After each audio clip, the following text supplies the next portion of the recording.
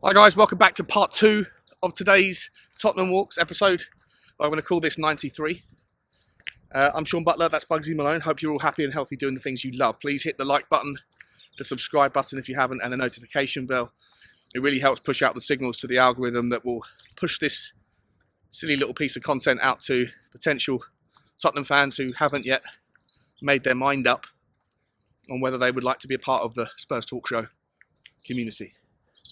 Guys, I've just finished talking about my thoughts on the defensive, demands and how the Inter Milan conundrum is a weird one. And I'll check that out if you haven't already. I'll put the link up right now. But let's move forward on what else has happened in the news today. Up the pitch. Let's start with the midfield. So, Alan Hutton has come out and talked to Football London. Alan Hutton, ex-Scotland and Tottenham and Rangers a wing-back. He's come out and said Alfie Devine is likely to go out on loan this January to a championship level team, a top-tier championship level team. Such is the emergence of this kid. He's 18 years old. He's been smashing it for the under-21s this season for Tottenham. I think he scored like 4 goals in 3 games or something, or 3 games in 4 goals. 3 goals in 4 games. But his command of the midfield has been, so excellent that they think it's time for him to step up to continue to learn and be ready, I guess, in a couple of years' time for the first team.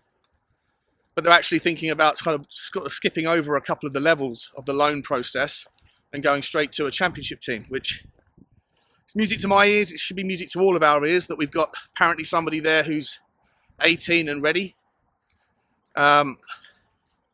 He's only played 1 senior game for Tottenham, I think, from memory.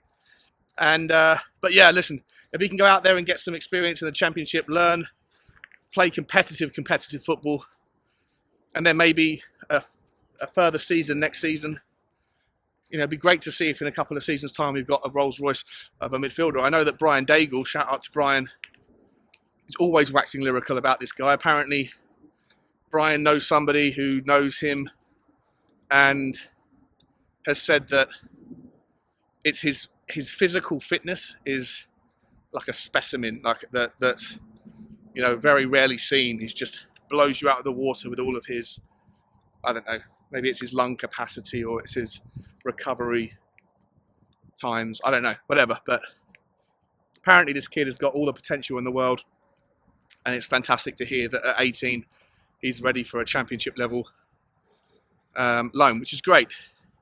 Sticking with the midfield, Ollie Skipp has come out and said quite openly and honestly, that he thinks that the midfield are all helping each other, that he himself, is great to be back and fully fit, but that he doesn't expect to be he understands and appreciates that Højbjerg and Bentancur have gone on to new levels this season and that they're, head and shoulders above everybody else.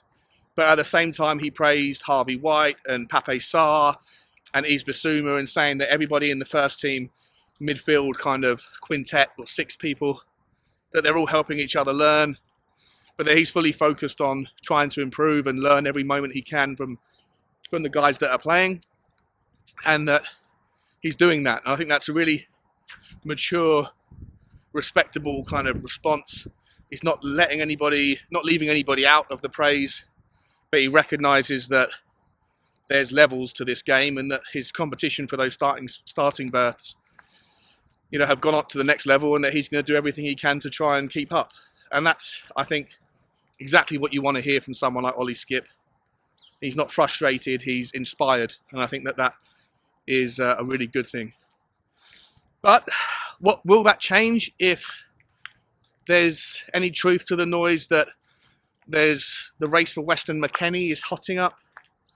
And in all across the aggregated news outlets today, Team Talk, etc., Football Fancast, all those sorts of things that just take everybody else's content and just rewrite it. They're all saying that Tottenham are stealing a march for Weston McKennie, and that we may go back to Juve like we did in January last year and see if we can prize one of their assets away once again. I mean, look, Weston McKennie's a great player, really, really, really talented midfielder. I'm just not entirely sure if it's a player or a role or a hole that we have in that area, because I wouldn't say that he is the creative one. He has that ability for sure, but I wouldn't say that he's pushing towards a number 10 role. He's more box to box, like we already have in Bentancur and Højbjerg. Great player. If there's room for him in the squad, if that means we have to loan out somebody like Pape Sarr, so be it. But to have, to have 5 players when you're going to play, 2 men in midfield, you're always going to have injuries. I still think it'd be good to have somebody there, but for me, I'm more focused if you can only get 2 or 3 or 4, maybe maximum 4 players in January. Is Weston McKennie going to be the guy? I don't think so. So I think we have more pressing issues at right wing back, at the 2 centre backs like we've already spoken about, and then further up the field. To me, here's the news that I haven't spoken about. This is not new news, but there was some news out that Tottenham may be looking at Marcus Thuram from Borussia Mönchengladbach, who may be available for as little as €8 million, €8.5 million, also in January, and that is actually quite an accelerated process as well. Tottenham and Paratici have made moves in that regard. A player that, for me, he's doing really well. I think he's got 10 goals in 15 appearances so far this season for Mönchengladbach. And listen, they're not a great team, right? They're not in Europe or anything, so they're like a mid-table team in Germany.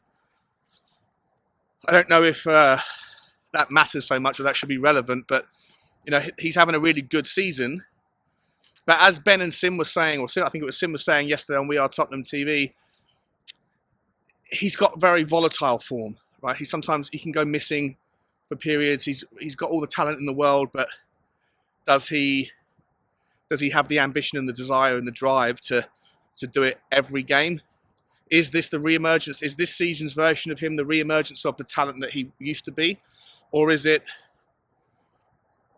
he playing for a contract or putting himself in the shop window knowing that his contract is running out? We've seen those players do that plenty of times at Tottenham. Emmanuel Adebayor would be the best example of a striker who plays very, very well around contract renewal time. And then as soon as that contract is signed, kind of puts his feet up a little bit. To me, he's he'd come in as a backup striker, a rotational forward, similar to Ruslan Malinovsky, another player that Tottenham are also very much interested in. Another player that for me, I think makes more sense. He would come in with the drive and the focus on the ambition. He said a million times how much, it's his desire to play for Tottenham. He loves the idea of playing for Tottenham. His bags were packed to come in the summer before the Brian Hill loan deal, I think it was to Valencia, broke down. So what I would say is there may end up being room for 2 strikers or 2 new forwards to come in, because we know that Brian Hill isn't getting enough minutes. We know that Brian Hill is desperate probably to get away and to resurrect his career in Spain again. So there would be wiggle room to be able to get that deal done now. And the other one is Lucas Moura, who had an interview, a couple of days ago saying about his future that, he wants to play football. He loves playing football. He's very young at 30 and he's going to run his contract down. And he said, if Tottenham want to renew my contract, then we can talk about it. But if not, I'll go for free and there'll be plenty of offers on the table for me. Spoke very candidly about, his desire to play football. And so maybe one of those 2, if there was desire to sign both Malinovsky and Thuram, maybe one of those 2 could come in January. Maybe the other one would come in at the end of the season if Lucas Moura was to be released from his or not to have the option to re-sign his contract. Or maybe we let Lucas Moura go in January. He's not getting enough minutes. I think that his performances this year have been a bit lackluster. He's always got the talent, Lucas Moura, but he doesn't have the finished product. He's a very frustrating guy to watch at times. He'll leave, he'll always have a place in my heart for that night in Ajax, but whether or not he is I don't think he's worthy of a new contract right now. And so if there's 2 players that are available on the cheap, which it looks like there consistently is at the moment with this window shaping up the way it looks with everyone's contracts running down in the summer, I think that, like I said in the last video, I think that this window could be one where Daniel Levy and Paratici work some magic together, because the ingredients, the minerals that you need to make those things occur, there's lots of catalysts for that. The fact that we have 6 weeks a break between the last time Tottenham will kick a ball before the next time they kick a ball is very different to traditional January windows that kind of creep up on you very quickly because you're playing so much football during the Christmas period. The fact that there's the World Cup is obviously a variable, but no one really sure how that's going to figure itself out.